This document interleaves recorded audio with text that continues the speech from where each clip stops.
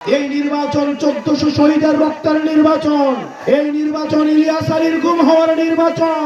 আপনারা যদি বাংলাদেশের মানুষের বিরুদ্ধে যান, আবার 5 আগস্ট নেমে আসবে। অনেকে নীরবে নিভৃতে এসে অনেক পুলিশ সদস্যরা আমাদেরকে এসে বলে, ভাই আমরা কি করব, আমরা এই দেশটাকে ভালোবাসি, আমরা চাই একটা গ্রহণযোগ্য এবং অংশগ্রহণমূলক নির্বাচনের মাধ্যমে এই দেশপ্রেমিকরাই ক্ষমতায় আসুক। কিন্তু কিছু কতিপয় লোভী বেনজির হারুন আবার উদয় হয়েছে, বিপ্লবরা আবার উদয় হয়েছে। প্রিয় পুলিশ ভাইয়েরা, আপনারা বেনজির থেকে শিক্ষা নেন, হারুন থেকে শিক্ষা নেন, আপনারা বিপ্লব থেকে শিক্ষা নেন। আমরা বিশ্বাস করতে চাই আগামীর যে নির্বাচন হবে, সেই নির্বাচনে কোনো এসপির জন্য টাকা রাখতে হবে না, কোন ওসির জন্য টাকা রাখতে হবে না, কোন এসআই এর জন্য টাকা রাখতে হবে না। কোন পুলিশ সদস্যরা যদি একটা হারাম টাকা আপনারা স্পর্শ করে দেখেন, আপনার সন্তান রয়েছে, পরিবার রয়েছে, আল্লাহর আরশ কেঁপে উঠবে।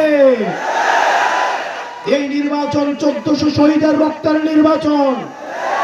এই নির্বাচন ইলিয়াস আলীর গুম হওয়ার নির্বাচন।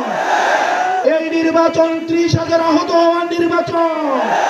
একমাত্র স্মার্ট সিটি বসুন্ধরা, আধুনিকতায় এক ধাপ এগিয়ে।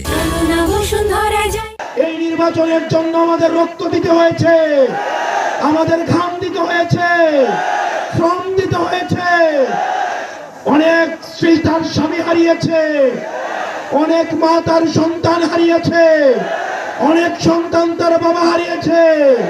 প্রিয় প্রশাসনের ভাইয়েরা, আপনারা যদি বাংলাদেশের মানুষের বিরুদ্ধে যান, আবার 5 আগস্ট নেমে আসবে।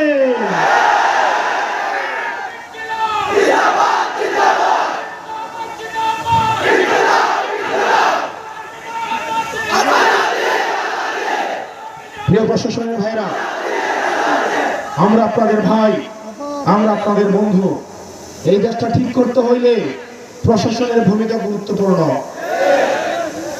যখন কেউ অন্যায় আবদার করবে, আপনার সন্তানদের চেহারাটা মনে রাখবেন, কারণ আজকে যে বাংলাদেশ আপনি রেখে যাবেন, সেই বাংলাদেশটা আপনার সন্তানের জন্য রেখে যাবেন।